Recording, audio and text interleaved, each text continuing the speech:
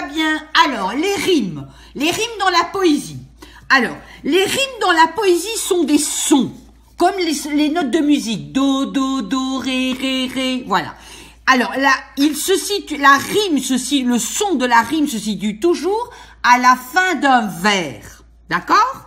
Alors, vous avez différentes rimes. Les rimes pauvres qui ont une voyelle, d'accord?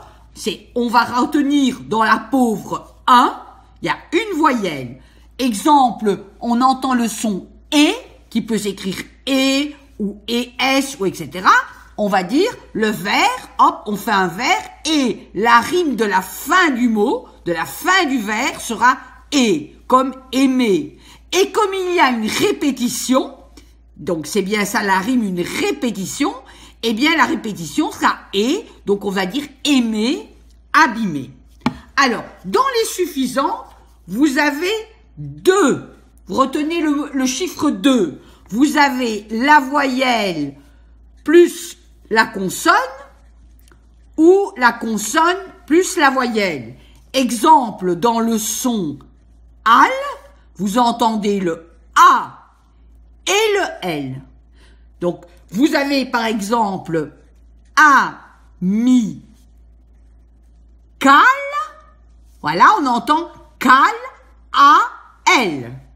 Avec la répétition à la fin du vers, donc la rime sera al, et vous aurez canal. Et là, vous avez bien le A et le L. A, L, canal. On entend les deux, en fait. Voilà. Et enfin, vous avez les riches. Alors, les riches, en fait, il y en a 3 ou plus. C'est-à-dire, on va dire A. Donc, vous avez le vers et la rime de la fin. On va mettre le mot adorable et le mot minable. Eh bien, là, on va entendre, vous l'entendez, mina, a, b, l. Alors, le E est muet. Donc, 3A plus B plus L. Ça, et vous pouvez en avoir plus. Ça, c'est les rimes, donc la répétition de sons à la fin du vers qui forme la rime. D'accord? Alors, on peut encore en donner un autre, par exemple, en 2, on va dire câlin, eh bien, on entendra le mot L et N. On va pas entendre le I. Câlin. Et vous pouvez avoir la répétition d'un autre mot qui va dire malin. La L et le N. Ça, ce sont en fait les rimes suffisantes à 2, les rimes pauvres à 1 et les rimes riches 3 et plus. D'accord? Voilà. C'est aussi simple que ça. Alors, vous avez les rimes suivies, très certainement. C'est A, B. On parle toujours, termine le vers. Les 2 premiers au maison et les 2 seulement. C'est-à-dire, j'ai pris le soleil halte, donc on est surnaturel, on est toujours dans le A, combinaison. C'est B et 1 par B. Donc, en fait, 2A, 2B. OK? Donc, ça, on retient. Vous n'avez qu'à retenir suivi A, B, B. C'est très simple, surtout par rapport aux astuces des autres. Alors, les rimes embrassées. Ça veut dire quoi embrasser? S'embrasser, c'est se prendre s'embrasser l'un avec l'autre. Donc, les embrassés sont un peu prisonniers, vous direz dans votre tête. Et en fait, ils sont enfermés. C'est-à-dire qu'il y en a 2 qui vont être enfermés dans les 2 autres qui se ressemblent. C'est-à-dire A, B, B, A. Vous retenez dans votre tête un bébé, voilà, c'est pris dans les bras, donc c'est enfermé. Donc, les embrassés, ça va être A, bébé, vous pensez à bébé, A. OK? Alors, hommage à Mallarmé. A, le pâtre avec la gourde, jointe au bateau frappant dur, le long de son pas futur, tant que la source ample sourde. Eh bien là, A, on va voir gourde. Dur, on va voir, donc terminaison, la rime, terminaison, etc. Enfin, dur, voilà, dur, c'est le hop, c'est le B. Futur, c'est le même que celui-là, ces deux-là sont enfermés, il est là. Et sourde rejoint la première, il est là. Donc ça, c'est des rimes embrassées. C'est-à-dire que les terminaisons, là, sont A, B, B, A. Et là, c'est A, A, B, B. Suivi, embrassé. Alors, après, on a la rime croisée. D'accord?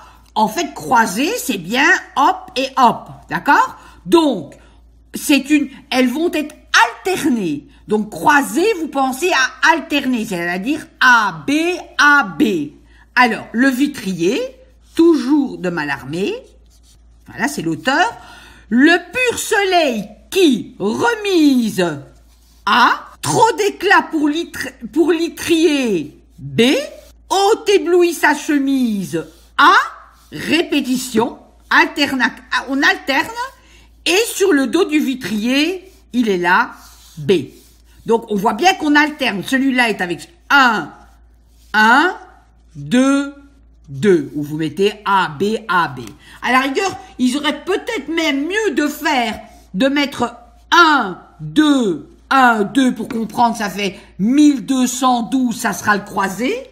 Vous pouvez retenir comme ça aussi, hein. En y pensant bien, on peut trouver une astuce, c'est-à-dire que au lieu de mettre A, B alterné, on pense à 1212, puisque c'est alterné, ça va faire 1, 2, 1, 2, comme en terminaison. Pour les rimes suivies, on pourra faire 1, 2, 2, 1122, et en fait, pour les rimes embrassées, on pourra faire, 1, 2, 2, 1. Voilà. Bon, vous voyez, c'est la même chose. Donc, il y a parfois des gens qui seront plus susceptibles de retenir les chiffres pour savoir si c'est une suivie, puisque suivie, c'est 1, 2, 2. Embrassé, c'est 1, 2, 2, 1. Voilà. C'est une petite astuce que je trouve très sympathique. Voilà. Et enfin, pour terminer, les rimes féminines ou masculines qui n'ont rien à voir avec le genre féminin ou masculin, rien à voir. Là, on parle bien de rimes. Eh bien, quand elles sont féminines, le vers se termine par un E, mais qu'on n'entend pas. D'accord? Par contre, il peut avoir un S ou un NT. On va pas entendre le S. Et exemple, rôle. Voilà, rôle, c'est un rôle, pourtant c'est féminin. Pourquoi? Parce que le vers se termine par un E muet. Mais on pourra mettre rôle avec S également. D'accord? Et pour les rimes masculines, le vers, lui, ne se termine pas par le E muet.